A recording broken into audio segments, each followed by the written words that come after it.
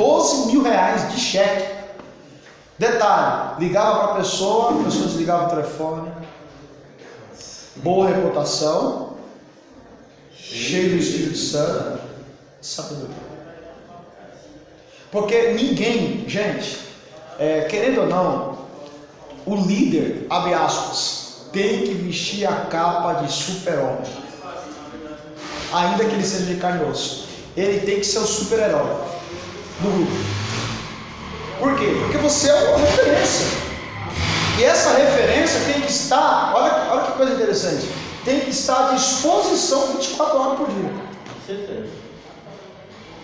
Por isso que eu falo, né, esse pessoal que é ávido pela liderança, ávido para ser obreiro, ávido para ser alguém que possua autoridade na igreja. Gente, e se tocar o telefone 3 horas da manhã para você ir lá no hospital visitar alguém que está nas últimas com coronavírus? Tem que ir. Veja, você, líder, você que foi procurado como líder, a pessoa te ligar para pedir ajuda, você tem que ir. Não tem essa. Por quê? Se a pessoa te ligou é porque a pessoa olhou para você e viu a única chance da vida dela. E se a pessoa virar as costas, pode ser realmente a última chance da pessoa ficar na presença de Deus. Não tem como. Não tem como fugir da responsabilidade. Por isso que a gente deve pensar antes da unção cair na cabeça. Você quer aceitar? Amém. Mas saiba do que te espera. Eu já atendi várias vezes de madrugada. Uma vez eu atendi uma irmã 4 horas da manhã. O cara foi na porta da casa dela querer matar o filho dela. Ela me ligou, passou hora aí, eu falei, o que aconteceu? Ela me contou, eu saí da minha casa, fui lá na casa dela, você é louco, o cara vai te matar. Falei, eu tô indo aí. Cheguei lá, não tinha ninguém, bati na porta da casa dela, a bicha com medo lá dentro, quem é? Lá de longe. Falei, eu filha, pode sair que eu tô aqui na porta, não tem ninguém aqui não. Você é louco, você saiu da sua casa, o cara tava aqui armado. Falei, não ia te matar nada. Peguei lá, fiquei lá até umas 7 da manhã, fui trabalhar, voltei, no outro dia ela me ligou de novo, eu falei, e aí, como tá? Não, já tá tudo bem, o cara veio aqui, pediu desculpa, mas ele tinha ido armado lá para matar o filho dela 4 horas. Agora vamos olhar por um lado interessante. Qual é a probabilidade dessa pessoa que foi socorrida ser fiel ao Senhor e à sua liderança? Sempre. 100%. Poxa, o pastor foi na minha casa 4 horas da manhã, enfrentar uma situação de... Gente, essa pessoa vai ser fiel até a morte. Mas o pastor tem que ser assim. Ele não pode O líder, para a diversidade. o pastor, o líder. Tem que ir. Líder. Se de repente o líder do departamento a líder do departamento das irmãs, as irmãs, lembre-se, a líder das irmãs é a pessoa próxima daquela irmãzinha. Então essa irmã, líder, quando necessitar, tem que orar pela irmã, visitar a irmã, fazer campanha de oração. Mas eu vou falar sinceramente, aqui são poucos. Sim. Um tem um telefone para atender a igreja e outro dele. O da igreja deu de noite, ele me liga, falou para mim, falou, pastor, você é trouxa. Negócio de ficar indo na casa dos outros, você é doido, rapaz. O negócio é o seguinte, deu tal hora, eu não atendo ninguém, nem quero ninguém na minha casa. Eu falei, irmão, então você não está no lugar errado. Não é. Entendeu? Você Infelizmente. tá fora. Professor, posso falar? Pode sim. Aconteceu uma situação semelhante comigo, não de madrugada, mas eu lembro que eu estava no mercado com minha esposa e a prima da minha esposa me ligou. De repente, do nada, ela me ligou e disse, eu precisava falar com você que eu lembrei que você é crente. A menina ia se matar. A menina queria se matar. Teve um bolo lá que ela engravidou do namorado, estava com um rapaz, engravidou de um, pensava que era de um, não era do um, era do outro, deu um rolo, menino, ela queria se matar. Aí a gente tive que dar uns conselhos para ela, fiquei mais de 1 hora aconselhando, depois fiquei semanas e semanas conversando com ela, acompanhando, e aí, por conta disso, se resolveu a situação. Mas eu fiquei no apuro ali, o que tinha acontecido. Só que também tem um outro caso. Você sempre atende. No dia que você falar que não der, acabou. Já não presta mais. Por isso que tem que estar preparado para essas situações. E não pode ser qualquer pessoa. Não E ela pode já ser. disse mais, olha, eu liguei para você, mas não queria que a Viviane atendesse, eu queria que você atendesse. E foi justamente ela que atendeu. Maravilha. Bom, outra coisa interessante. Aqui na leitura, na página 5, cuidados que o líder deve tomar. O líder deve tomar algumas precauções quanto à sua pessoa, nunca esquecendo que Deus é a figura principal, aqui que muito se perde. Que Deus é a figura principal em sua vida e que sem o Espírito Santo, tá santo, mas é santo, ele é o mais um fracassado neste ministério. Nunca receber a glória do seu trabalho para si, mas sempre para o grupo. Olha que coisa interessante. Outra coisa aqui, ó, quanto à pessoa física. Cuidados com os elogios. Quem aqui gosta de ser elogiado? Todos nós. Amém? Quando somos elogiados, o nome de Deus deve ser glorificado. Mas aí que mora o perigo. Há aquelas pessoas que não sabem administrar os elogios. Ixi, tem muito. Aí que tá. Tem muitos, rapaz. Olha só, no meu ponto de vista, essa aqui é opinião minha, tá? No meu ponto de vista, eu prefiro a crítica, aliás, a crítica construtiva, né? Porque quando sou criticado por alguém que nunca me ajudou a construir nada, eu já desconsidero a pessoa. Não, você não tem condições de fazer essa crítica porque você nunca me ajudou a construir nada. Então, por que eu vou receber crítica sua? Mas a crítica construtiva ela é saudável. Por quê? Porque a crítica ela faz o líder avaliar, se o líder for um homem de Deus. Ela faz esse líder avaliar aonde ele está errando no grupo. Bom, é algo que eu já falei aqui. Uma pessoa falando, é uma pessoa falando. É só uma pessoa falando. Duas pessoas falando, é só duas pessoas falando. Três pessoas falando, é só três pessoas falando. Agora, quatro pessoas falando. Cinco. Opa, quando isso acontecer, você pode fazer um check-up, um exame, que normalmente o erro está na liderança. O erro está na liderança. Agora vamos lá. Quando há uma crítica construtiva, essa crítica ajuda o líder a refletir aonde está errando, reconhecer os seus erros e aceitar sugestão. O líder tem que saber ouvir a opinião. Agora, o perigo dos elogios, dos aplausos, para quem não sabe administrar os elogios, é danoso. Por quê? Porque o elogio pode mascarar uma má formação de um caráter.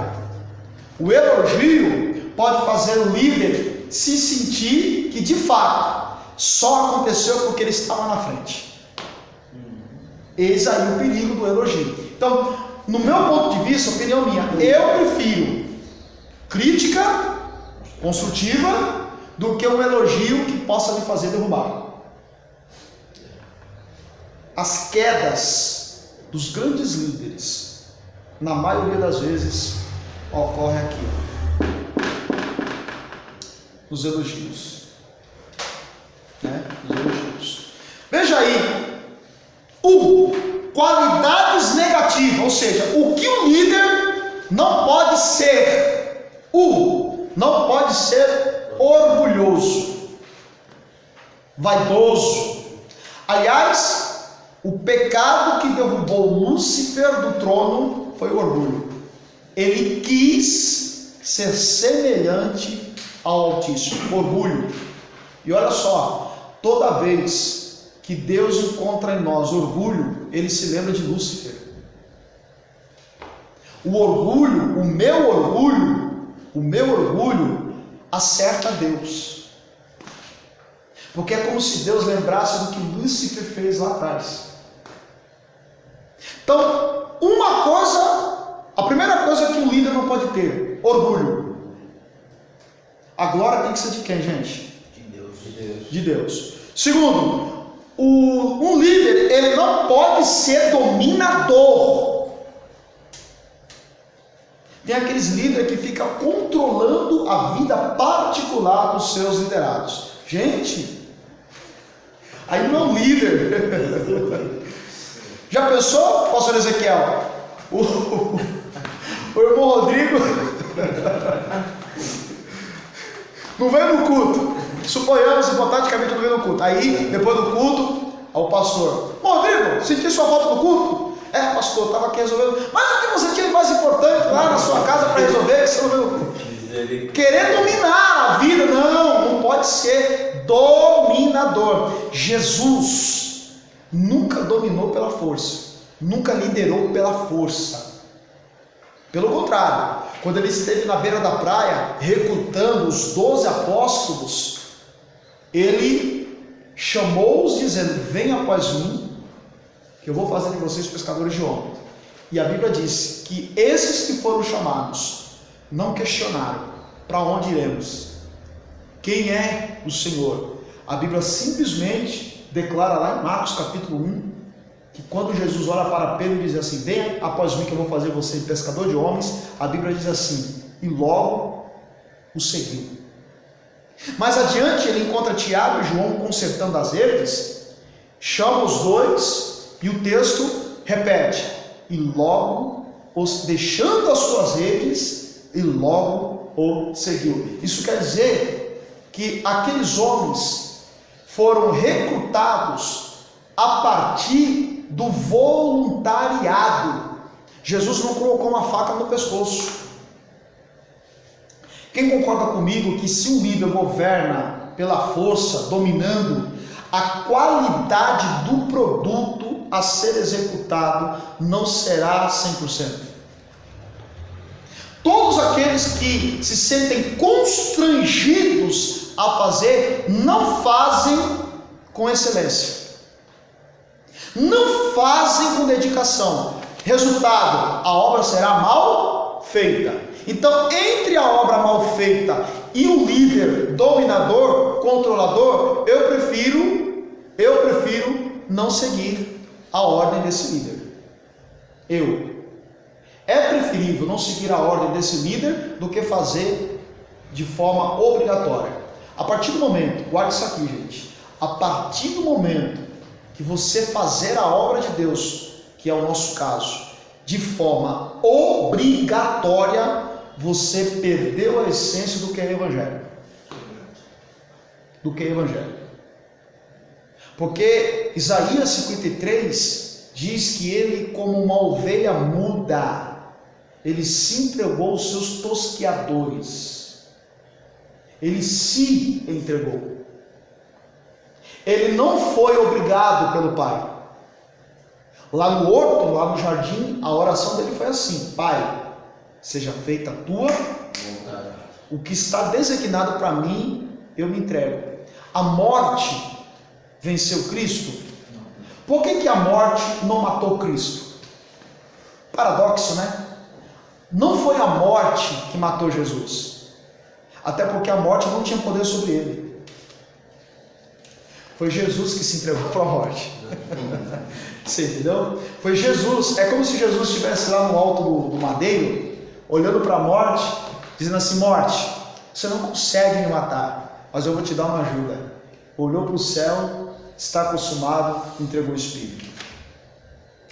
Se entregou.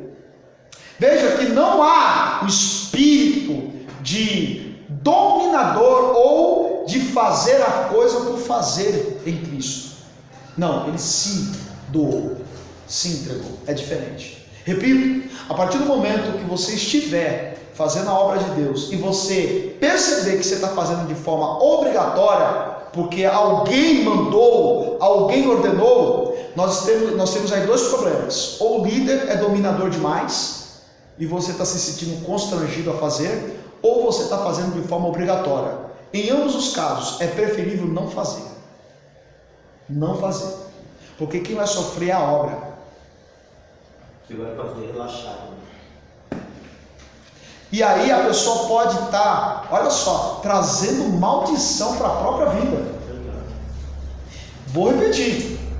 Uma pessoa que faz a obra de Deus, obrigada, ela está trazendo maldição para a sua vida. Como assim? Isaías 48:10. Maldito é aquele que fazer a obra do Senhor de forma relaxada. Maldito. Maldição. E aí se a gente for fazer uma pesquisa, por que algumas coisas não acontecem na nossa vida? Você vai encontrar uma série de coisas. Eu confesso a vocês que muitas vezes eu fiz algumas coisas que fui delegado a fazer contra a minha vontade. Eu já fiz, confesso, humildemente confesso. Eu já fiz. Só que hoje eu me policio muito bem. A partir do momento que eu me perceber, poxa, eu vou fazer isso porque eu tenho que ir. Não vale a pena. Estou trazendo maldição para a minha vida. Outra coisa, qualidade negativa. Terceiro, ser admirado. Gente, aqui uma explicação, né? Admirado. Uma coisa é você ser admirado pela qualidade da obra que você executou no grupo. Uma coisa é você fazer para ser adorado. Uma coisa é você, um grupo, ser admirado pela qualidade daquilo que foi feito. Outra coisa é você fazer para ser admirado. E aí, gente? Outra coisa, fama. Interessante que em uma das tentações de Satanás com Cristo, lá em Mateus capítulo 4, quando Satanás tentou a Cristo no deserto, uma das tentações, Jesus se apresenta, leva Jesus ao pináculo do templo, na torre do templo, uma altura da torre para o chão, uma altura de 152 metros aproximadamente. O diabo olha para Jesus e diz assim: se tu és o Filho de Deus, se joga para baixo, porque está escrito: aos seus anjos dará ordem ao teu respeito. O que de fato está por trás dessa tentação? Duas coisas. Primeiro, o diabo está incentivando Jesus a cometer um suicídio. Mas como assim? Se joga, não vai acontecer nada, os anjos vão vir te socorrer. Não é essa a situação de muitas pessoas que estão com um peso tão grande, estão com um fardo tão grande, estão com uma dor tão grande? Não é essa a voz que eles ouvem? Se joga.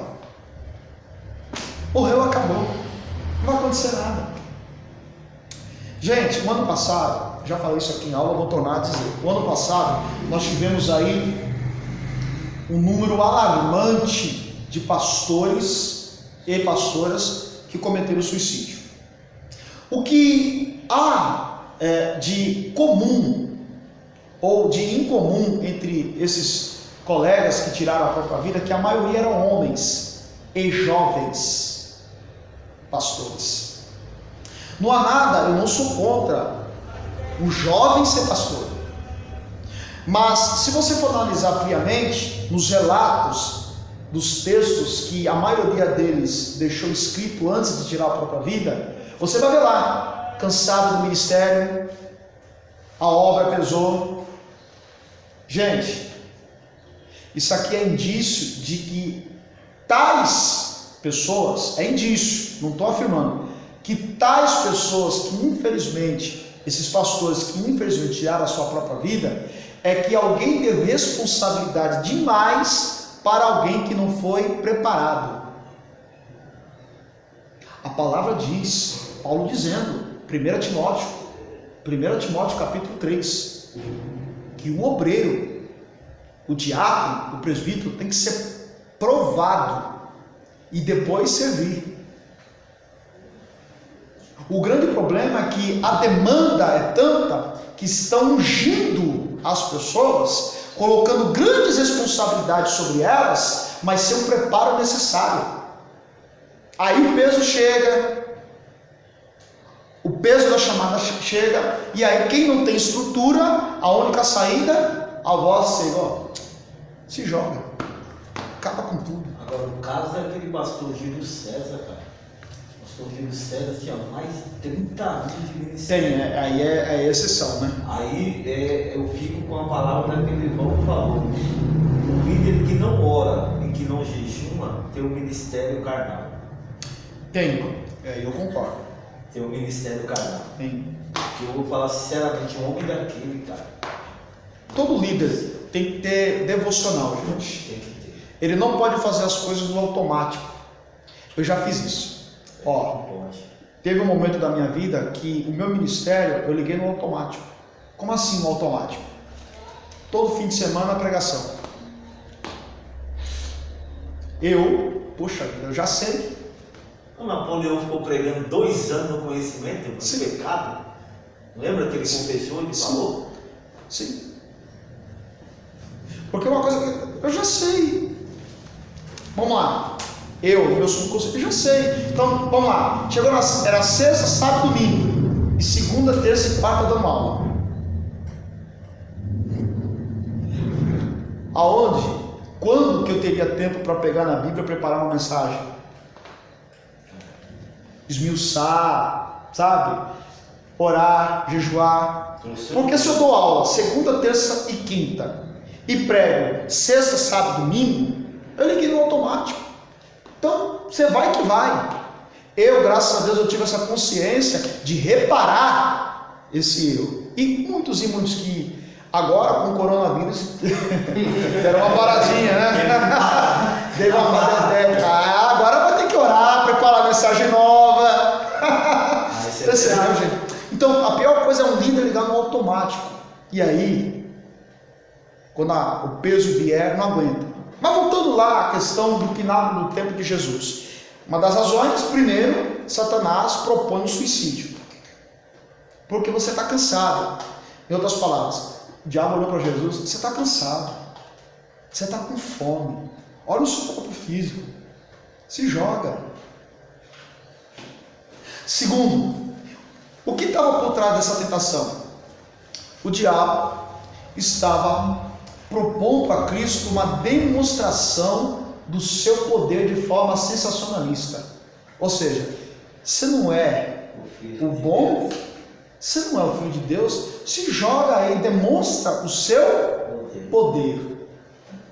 A resposta de Cristo é: para trás de mim, Satanás, que me serve de escândalo. Então, aqui Jesus está nos informando que o propósito dele não foi demonstrar poder. Estou lembrado que Pilatos mandou açoitar Jesus, depois manietou Jesus e mandou ele para Herodes. Quem lembra lá de João 19, 20, 21? Quando ele chegou lá para Herodes, Herodes já estava esperando Jesus, ansioso para ver Jesus operar milagre. Por quê? Quando ele recebe Jesus, Herodes olha para Jesus, manietado, todo machucado. Há tanto tempo que eu queria encontrar com você. Quantas coisas eu ouvi a respeito da sua parte. Faz um sinal, faz um sinal, faz um sinal. Jesus, em silêncio chegou, em silêncio saiu. Porque o objetivo não é... Jesus não precisava demonstrar que sabe. Jesus não precisou dizer que ele é o filho, que ele é o Todo-Poderoso. Muito pelo contrário. No início do seu ministério, quando ele operava algum sinal, ele orientava aquele que foi curado: não fale quem te curou. Você entendeu, gente? E aí nós vivemos uma situação em que muitos estão exercendo seus cargos, mas para se autopromover, fama. Lembra de que eu falei aqui da semelhança entre Zaqueu e Natanael? Vocês estão lembrados? Sim. Zaqueu e Natanael têm algo em comum. O que era? Vocês lembram? Natanael, Jesus viu ele debaixo da figueira. E Zaqueu subiu em cima da figueira. Ó, Natanael embaixo da figueira. Jesus disse que o viu. Eis aí, um verdadeiro israelita que não há dolo. Da onde tu me conhece? Eu te vi debaixo da figueira. E o que Natanael fazia debaixo da figueira? Olha só, recorrendo à tradição judaica, era comum, né, os judeus construírem as suas casas, e as casas normalmente eram um cômodo embaixo e um cômodo em cima, sendo que o cômodo em cima era sem teto, e ali era o local de estender roupa, de entretenimento da família, de repousar, de descansar. Embaixo era a cozinha. E, convenhamos, não tinha fogão elétrico. Era cozinhado como? A lenha. Quando se cozinhava naquele quarto, naquele cômodo embaixo, era impossível ficar dentro da casa. Porque a fumaça, porque normalmente não tinha janela. Era a porta, a única entrada de ar e a única saída de ar. Então, quando se cozinhava, era impossível ficar dentro da casa. E aí era comum os proprietários plantarem ao redor da casa árvores, figueiras, para descansar, para se proteger do sol e principalmente para a meditação. Quando Felipe olha para Natanael e diz assim, lá em João 1, ei Natanael, olha só, olha a informação bíblica, ei Natanael, eu ou nós encontramos o Messias, da qual disse Moisés. Opa, isso é um indicativo de que Natanael, como Felipe, consultava a Torá acerca do advento do Messias. Aonde? Debaixo da árvore. Quando ele se aproxima de Cristo, mesmo sem ele conhecer Jesus, Jesus se antecipa. Eis aí, um verdadeiro, olha o elogio, o verdadeiro israelita que não há, da onde tu me conheces? Eu te vi na sua intimidade, eu te vi no secreto. Mas para Zaqueu, quando Jesus encontrou Zaqueu em cima da figueira, o que Cristo disse para Zaqueu?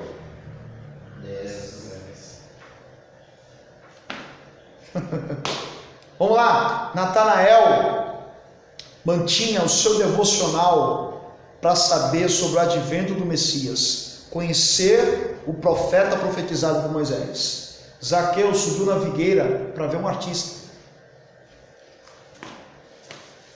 A intenção de Zaqueu não era a conversão, não era receber Jesus como Salvador, é ver quem era o artista que estava no centro e uma multidão atrás.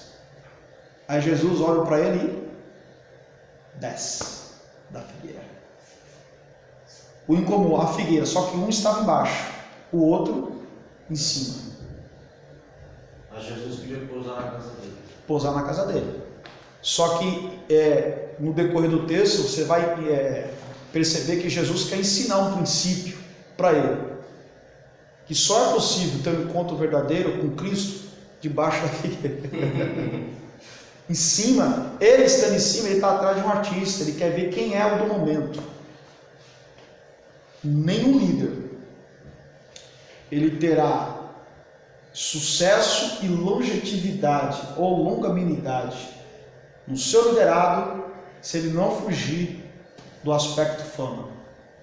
Todos aqueles que buscam reconhecimento e fama, ele tem em seu ministério a sua liderança encurtada. Encurtada.